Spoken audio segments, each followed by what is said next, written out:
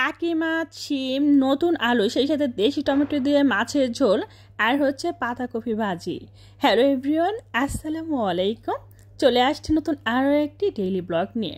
আজকের ব্লগটা না একদম ছোট্ট একটা মিনি ব্লগ। আশা করবো পুরো ব্লগ জুড়ে সাথে থাকবেন, আর অবশ্যই একটা লাইক দিয়ে পুরো ব্লগ দেখার অনুরোধ রইল। তো চলেন আর বকবক না করে ভিডিওটা স্টার্ট করি। আমি এখানে শিম আলু একসাথে ভালোভাবে কেটে নিয়েছি আর খুব ভালোভাবে ক্লিনও করে নিয়েছি। এখানে পেঁয়াজের কলি, সেই সাথে টমেটো, এগুলো রেগুলার কাট করে কেটে নিয়েছি। মাছের পিসেস নিয়েছি, টাকি মাছের পিসেস, সেই সাথে কাঁচা মরিচের ফালি, আর হচ্ছে ধনিয়া পাতা, আর এটা হচ্ছে পাতাকপি। তো সব কিছু গুছিয়ে নিয়েছি। প্রথমত আমি একটা হাঁড়ির মধ্যে দিয়ে দিচ্ছি পরিমাণ মতো পেঁয়াজ কুচি, সেই সাথে দিয়ে দিচ্ছি পেঁয়াজের কলি। তারপরে যেটা করব, পরিমাণ মতো আদা রসুন পেস্ট, স্বাদ মতো নুন, হলুদের গুঁড়ো, ধনিয়া গুঁড়ো, আর হচ্ছে লাল মরিচের গুঁড়ো। সামান্য পরিমাণ তেল দিয়ে দিচ্ছি, একদমই কম তেল খাওয়ার চেষ্টা করতেছি। হাতের সাহায্যে খুব ভালোভাবে মাখিয়ে মাছের পিসেসগুলো দিয়ে আবারও মাখিয়ে নিলাম। সেই সাথে নতুন আলু আর হচ্ছে শিম, এগুলো সুন্দর করে মাখিয়ে নিচ্ছি। এবার দিয়ে দিচ্ছি দেশি টমেটো। যেহেতু আমি রান্নাটা হাতে মাখিয়ে করতেছি, তাই প্রতিটা জিনিস স্টেপ বাই স্টেপ দিচ্ছি আর হাতে মাখিয়ে নিচ্ছি। তো এই যে লাস্ট পর্যায়ে কাঁচামরিচের ফালি দিয়ে দিচ্ছি। এবার দিয়ে দিচ্ছি পরিমাণ মতো ঝোল। আসলে এই রান্নাটা করতে বা ঝোল কতটুকু রাখবো সেই অনুপাতে আমি পরিমাণ মতো দিয়ে দিচ্ছি। এবার একটু নেড়ে চেড়ে চুলা রাসটা ধরিয়ে দিলাম। অন্য চুলায় আমি পাতাকপি ভাজিটা বসিয়ে দিচ্ছি, তাই এখানে পাতাকপি নিয়ে নিলাম। সেই সাথে আমি এখানে যা যা লাগবে সব কিছু দিয়ে দিচ্ছি। যেমনটা হচ্ছে আদা রসুন বাটা, কাঁচা মরিচের ফালি, সেই সাথে পেঁয়াজের কলি, স্বাদ মতো নুন, আর হচ্ছে হলুদের গুঁড়ো, ধনিয়া গুঁড়ো, একদমই পরিমাণ মতো। এবার এই চুলায় তো মাছের তরকারিটা হচ্ছে, মানে দুইটা রান্না আমি দুই চুলায় বসিয়ে দিয়েছি। এখন কিন্তু ওয়েদারটা অনেক বেশি ঠান্ডা ঠান্ডা, তাই না? ঢাকা শহরও যেহেতু শীত পড়ছে, গ্রামে তো অবশ্যই শীত পড়ছে।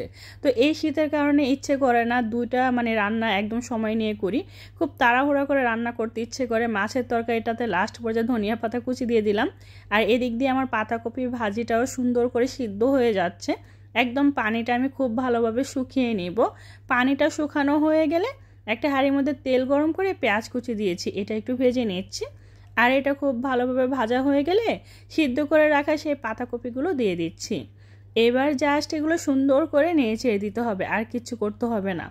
আমার কাছে না পাতাকপি অনেক বেশি ভালো লাগে, ভাজি খেতেও ভালো লাগে, আবার গরুর মাংস দিয়ে রান্না করলেও ভালো লাগে, সেই সাথে মুরগির চামড়া দিয়ে রান্না করলেও ভালো লাগে। লাস্ট পর্যায়ে এটার মধ্যেও ধনিয়া পাতা কুচি দিয়ে দিলাম, আর 1.5 থেকে 2 মিনিটের মতো এটা শুধু একটু ভাজা ভাজা করে নিব, তারপরে রান্নাটা হয়ে যাবে। দেখতেই পাচ্ছেন সুন্দর করে নেড়ে দিলাম। এই তো 1 থেকে 1.5 মিনিটের মতো একটু রান্না করে নিচ্ছি, তারপর রান্নাটা হয়ে যাবে, চুলা রাসটা বন্ধ করে দিব। আর অন্যদিকে আমার এই মাছের ঝোলটা দেখেন কত সুন্দর হয়েছে না? বিশ্বাস করেন এটা খেতে অনেক বেশি মজা হয়েছিল। যাই হোক, গরম গরম তরকারি আর গরম গরম ভাত এই শীতের দিনে ব্যাপারটা একদম জমে ক্ষীর। প্রথমত আমি ধোঁয়া ওঠা গরম ভাত প্লেটের মধ্যে নিয়ে নিচ্ছি, সেই সাথে পাতাকপি ভাজিও নিয়ে নিচ্ছি। প্রথমত পাতাকপি ভাজি দিয়ে খাবো, তারপর নিয়ে নিব মাছের তরকারি। আসলে আমার কাছে না সব কিছু একসাথে নিয়ে খাওয়ার ব্যাপারটা ভালো লাগে না।